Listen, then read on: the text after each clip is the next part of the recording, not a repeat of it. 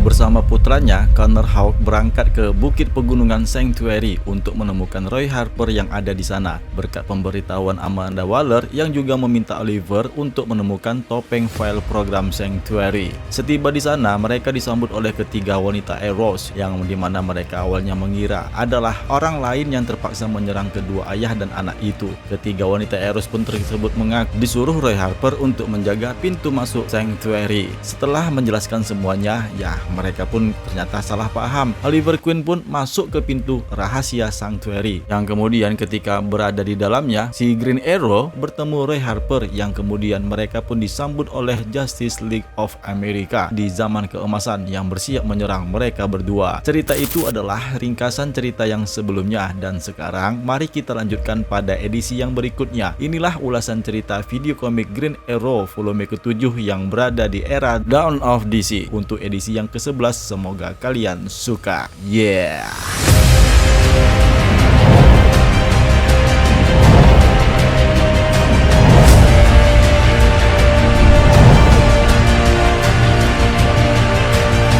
Terima kasih buat teman-teman yang masih setia dengan DC Indonesia. Bagi yang belum subscribe, ayo dukung channel DC Indonesia ini. Bagi yang sudah, kalian sangat luar biasa.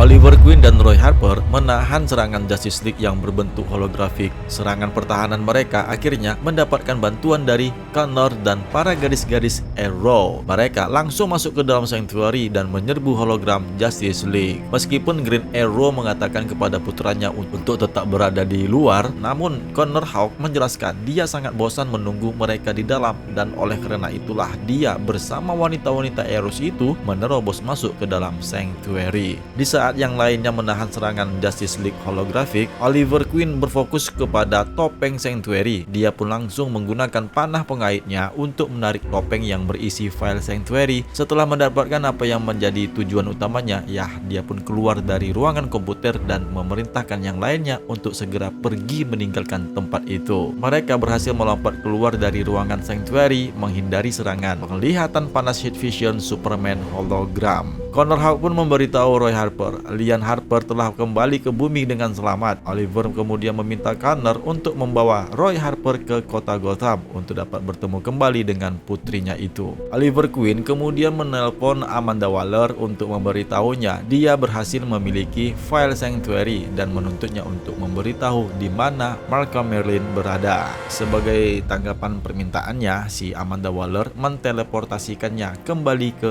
masa depan pasca apokaliptik. Sebelum dia menghilang, Green Arrow sempat memberitahu Roy Harper untuk segera bertemu Lian di kota Gotham. Setelah dia menghilang, tim Arrow pun menjadi tercengang. Green Arrow telah pergi meninggalkan mereka.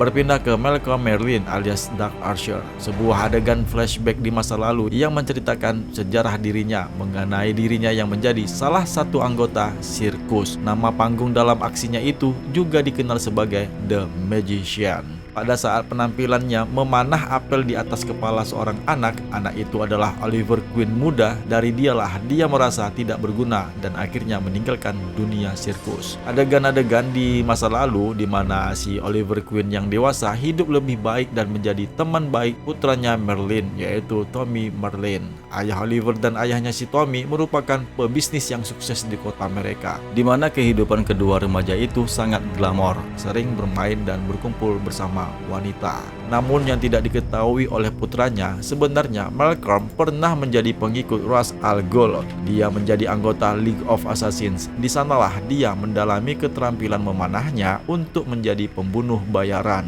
Suatu saat, Oliver muda memintanya untuk diajari cara memanah yang baik. Dari ajarannya tersebutlah Oliver Queen mendapatkan seni keterampilan yang mumpuni dari dirinya, sehingga melebihi kehebatan mentornya sendiri. Sedangkan putranya menjadi direktur di perusahaannya. Namun sayangnya perusahaan yang dikelolanya tidak berkembang. Hal ini membuat si Malcolm menjadi kesal. Terlebih lagi, apa yang didapatkan dari kemampuan memanahnya, Oliver menjadi hebat daripada gurunya sendiri. Sejak saat itulah pertempuran antara Oliver Queen dan Malcolm Merlyn terjadi. Terlebih lagi semua itu atas bantuan tim pahlawan Super Justice League. Menurutnya dia tetap memburu targetnya sendiri, yaitu Oliver Queen. Ketika dia bertemu dengan Amanda Waller yang memiliki misi untuk menghancurkan semua pahlawan atau penjahat super, Malcolm mendapatkan perintah untuk menanamkan chip teleportasi di dalam kepala Oliver, di mana tujuannya adalah dia tidak ingin melihat Oliver berkumpul dengan keluarganya. Namun pada prosesnya, dengan chip yang ditanam di kepala Green Arrow, semua peristiwa yang terjadi membawanya ke masa depan, dan disinilah kemudian cerita pun dilanjutkan. Setelah peristiwa terakhir di mana dia ditinggalkan dalam pusaran waktu time stream, ya dia terjebak di sana selama bertahun-tahun. Dia memperbaiki mesin perjalanan waktu untuk menghadapi musuh terbesarnya, hingga pada suatu ketika mesin itu pun berhasil dia selesaikan, dan sekarang Green Arrow berada di sampingnya. Dengan munculnya Green Arrow di markas Merlin tersebut, dia langsung disambut oleh Malcolm Merlin, di mana dia mengungkapkan dia berhasil melarikan diri dari time stream dan telah terdampar di masa depan selama beberapa dekade dari sudut pandangnya. Merlin pun memberitahu Oliver bahwa dia telah menerima saingan lamanya adalah pemanah yang lebih baik, tetapi dia tetap masih akan membunuhnya. Merlin mengambil topeng Sanctuary yang ada di tangannya si Green Arrow dan menciptakan beberapa hologram dari tim Arrow. Hologram tersebut mengalahkan Oliver Queen yang menolaknya untuk melawan mereka, dan cerita ini pun bersambung.